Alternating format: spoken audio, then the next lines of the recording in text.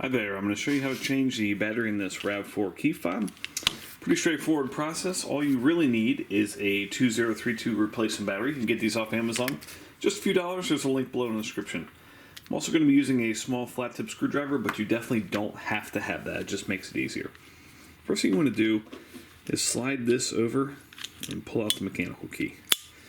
Take your mechanical key, place it in this slot right here, and just give it I'll show you here, give it a twist like that.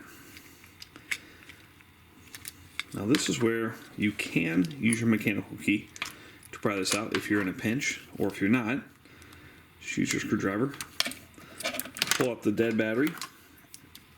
The new battery goes in like so. Make sure that is seated in that seal correctly. Give this a squeeze back together. Go ahead and make sure you got your red light there, and return your mechanical key, and you're all set. Thanks so much for watching. Hope this was helpful. Make sure you hit that thumbs up.